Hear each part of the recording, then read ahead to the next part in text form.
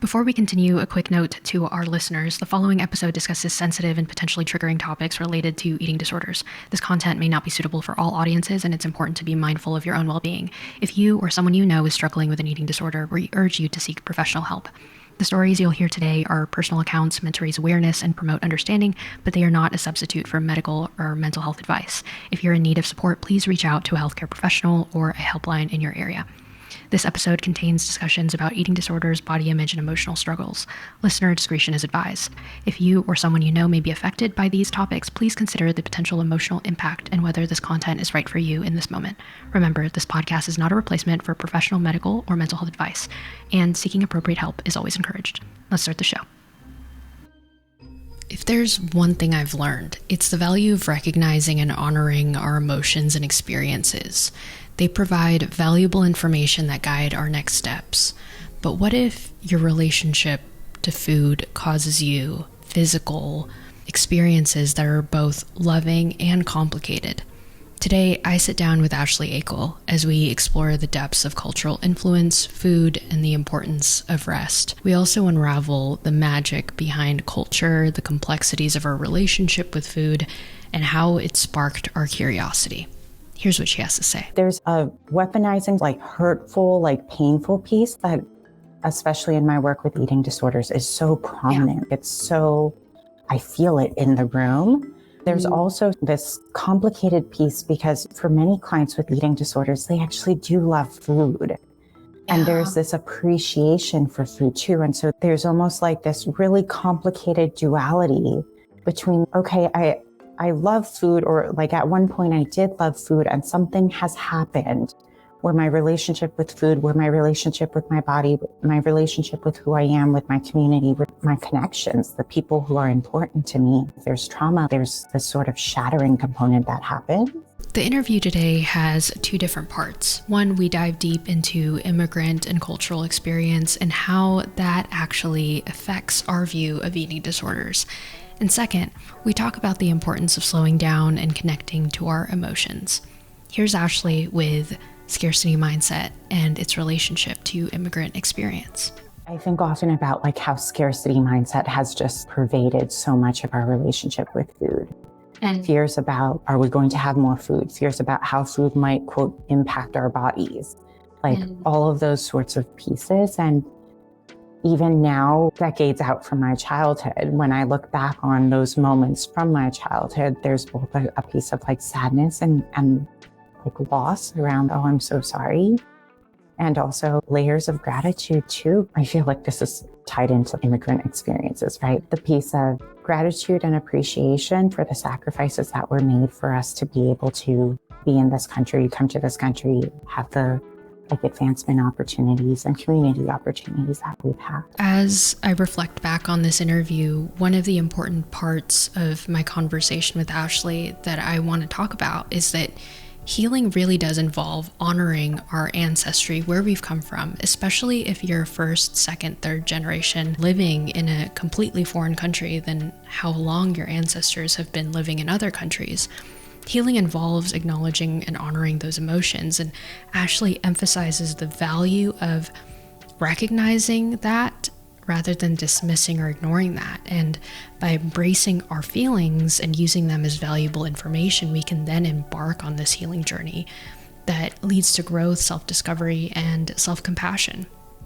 And so for me as a person who has done this work, I think there's been a piece of, in my heart, really feeling a profound level of empathy for their openness and honesty and being willing and able to talk about how complicated, how difficult their relationships with food and their bodies are. And also my own experiences have almost, and my continued sort of love of this work, in addition to love of all the sort of layers that I see as very interconnected with this work, I feel creates a space where I can lean on that and borrow of, okay, so when did you feel like your body was a little bit safer? When did you recall a time when food was playful, light, in addition to the experiences where we're talking about, yes, food is also complicated and culturally heavy and subject to a lot of moralization and judgment, especially in our world and our society, to hold the complexities, I think, all present, I feel like is something that I end up co-creating ultimately with clients, really from a space of being able to, having had to do a lot of that, I think, for myself too. Complexity with food is something that we really dive into in this discussion. And so I ask Ashley, when you're talking about the complexity and the humanity behind a human being dealing with an eating disorder, how exactly do you honor their humanity? Here's her answer. I think sometimes when we're talking about complexity and humanity, like the two things can't merge together. And I really do genuinely feel like they're so intertwined. Part of honoring our humanity is honoring our complexity and simplicity all at the exact same time. I have similar experiences too, where if our food has been labeled as bad or disgusting or something's happened, especially if that's happened when we're in my book, eternally some level of absorbing the world and like in that youthful, curious energy.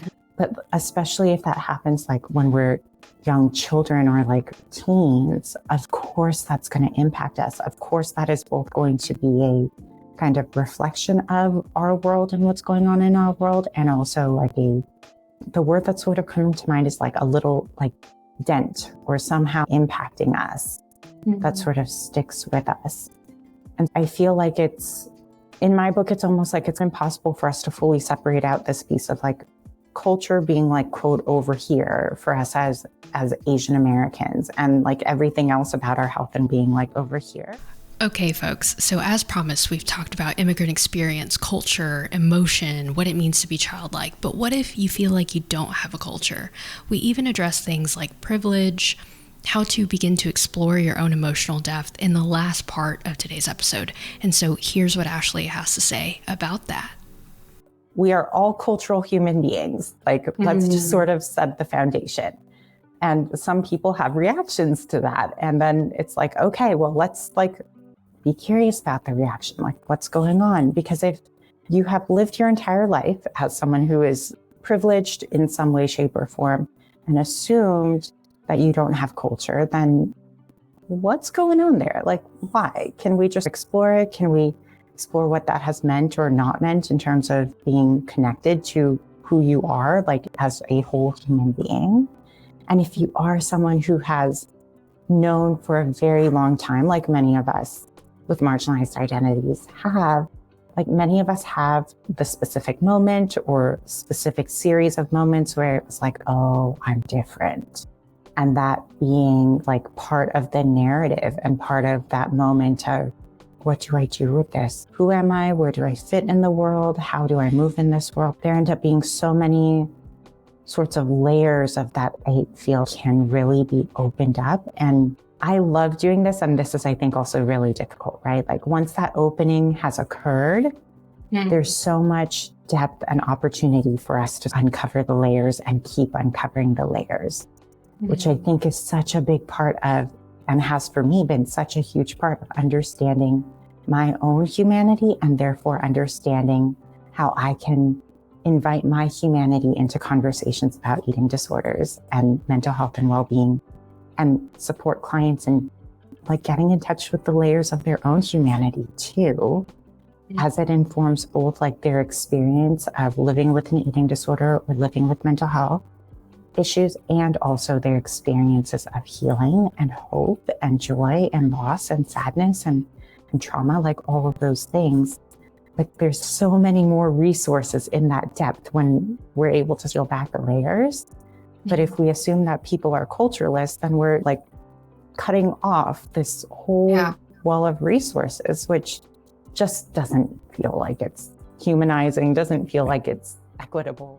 And that's it. Ashley's empathetic approach to eating disorders and mental health is founded on her own experiences, and I hope this educated you and helped you learn a little bit more about how immigrant experience, Asian American mental health, and eating disorders might actually be interlinked. My name is Helen Garcia. This was Yellow Chair Collective, the podcast, and if you like this episode, please share it with a friend, like and subscribe, and we'll see you next week.